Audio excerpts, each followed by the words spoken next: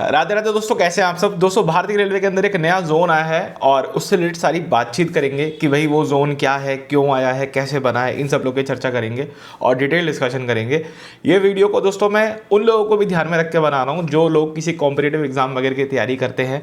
ठीक है, यदि आप रेलवे की तैयारी कर रहे हो या कोई भी ऐसी एग्जाम की तैयारी कर रहे हो जहाँ पे आपके जीके पूछा जाएगा और रेलवे के लिए तो बहुत इंपॉर्टेंट है ही है, तो आप लोग भी इस वीडियो को जरूर से देखिएगा क्योंकि हाँ, आपकी जीके अपडेट करने में हेल्प करेगा और हो सकता है इस अगर रेलवे की तैयारी कर रहे हो तो इससे रिलेटेड कोई क्वेश्चन वगैरह आपके एग्जाम में पूछ लिया जाए। ठीक है, तो आप दोनों को ही ध्यान में रख करके मैं इस वीडियो को जो है बना रहा हूँ। ठीक है, चलिए बात करते हैं यहाँ पे रेलवे के नए जोन के बारे में।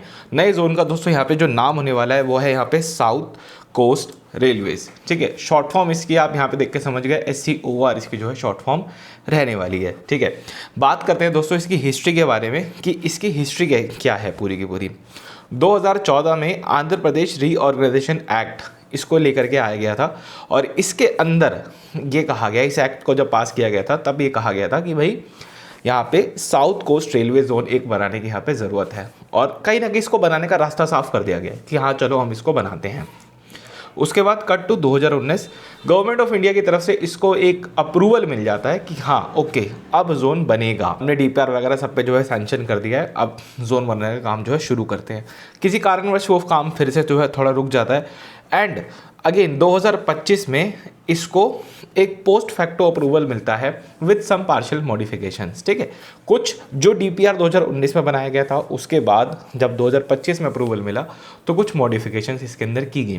वो मॉडिफिकेशन भी क्या है वो भी हम वीडियो में डिस्कस करेंगे अच्छे से, आप चिंता बिल्कुल मत कीजिए। ठीक है, आगे बढ़ते हैं इसके अंदर। अब जो रेलवेज होती है दोस्तों उसमें कई सारे जोन होते हैं, अभी तक 19 थे, अब 20 जोन हो चुके हैं। ठीक है, ये आपको थोड़ा सा ध्यान रखना है और कोई भी जो जोन होता है उसके लिए बहुत इंपॉर्टेंट होता है कि आपको उसका HQ पता होना चाहिए, हेडक्वार्टर पता होना चाहिए। तो यहाँ पे जो साउथ कोस्ट रेलवे आया है इसका भी आपको जोन पता होना चाहिए। ठीक है, तो इससे रिलेटेड थोड़ी सी बातें कर लेते हैं। सबसे पहले इस जोन की कितने किलोमीटर है, 3496 किलोमीटर का जो है रहने वाला है। लेकिन इस 3496 किलोमीटर डेटा को लेकर के मैं एक छोटा सा आपको डिस्क्लेमर देना चाहूँगा क्योंकि अभी पोस्ट फैक्टो अप्रूवल मिला है, हो सकता है आने वाले टाइम में कुछ और मॉडिफिकेशंस हो जाए इसके अंदर, तो ये नंबर अगर बढ़ सकता है।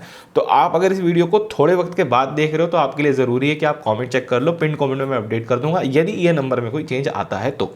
ठीक है, चलिए बात करते हैं इसके जोन को लेकर के। तो जोन इसका जो है आपका विशाखापट्टनम के अंदर रहने वाला है। ठीक है, विशाखापट्टनम के अंदर जोन रहने वाला है, इसको लेकर के भी थोड़ी सी और बातचीत आगे है। चलिए, रेलवे के अंदर कोई भी जो जोन्स होते हैं उसको फर्दर डिवाइड किया जाता है डिविजन्स के अंदर for more stability, for more control, जिससे कि पूरे जोनल का जो काम है वो बहुत अच्छे से यहाँ पे हो सके। अब यहाँ पे जो SCOR है, एक नया जोन आया है, तो आपको ये भी पता होना चाहिए इसके अंदर डिवीजन कौन कौन से रहने वाले हैं। ठीक है, तो इसके अंदर टोटल 4 डिवीजन आपके होंगे, चारों का एक एक करके नाम देखते हैं। गुंतकल डिवीजन एक रहेगा, एक आपका गुंटूर डिवीजन रहेगा, एक आपका विजयवाड़ा एक डिवीजन रहेगा इसमें और विशाखापट्टनम डिवीजन रहेंगे। ठीक है, ये जो है सीन रहने वाला है। अगर बहुत ज़्यादा टाइट हिस्ट्री में जाना चाहोगे जो कि थोड़ी सी आपके एग्जाम वालों के लिए अनरेलेवेंट हो सकती है, वो ये कि जो SCOR जोन है, साउथ वेस्ट रेलवे जो जोन है, ये ECOR and south central railway, इनमें से जो है कुछ कुछ जगह निकाल करके बनाया गया है। आगे बढ़ते हैं इसके अंदर, थोड़ी सी इसमें वो हो रहा है। याद है मैं आपको क्या कह रहा था कि कुछ मॉडिफिकेशंस की गई हैं। 2019 में जो बिल आया था उसकी बाद में कुछ मॉडिफिकेशन की गई है, मैंने आपको बात बताई थी। वो मॉडिफिकेशन क्या है समझो।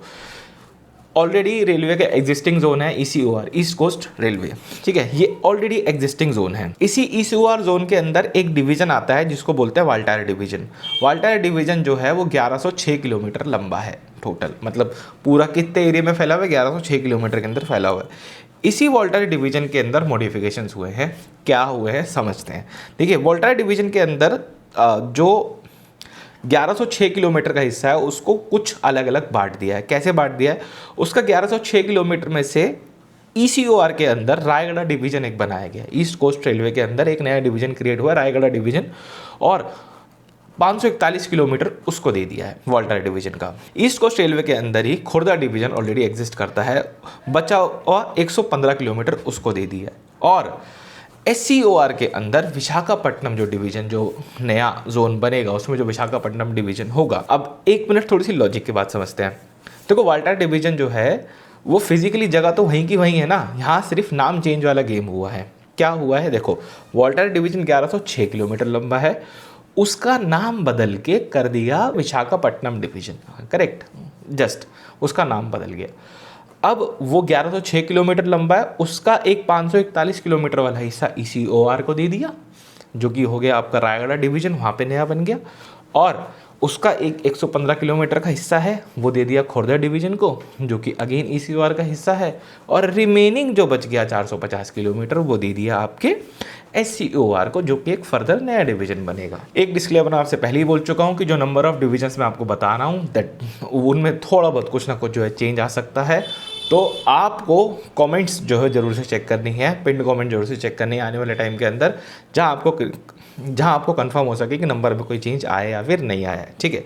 हो सकता है आप में से किसी का ये डाउट भी हो सकता है कि रेलवे के अंदर जोन में डिवाइड क्यों किया जाता, मतलब जोन को डिवीजन में डिवाइड क्यों किया जाता है।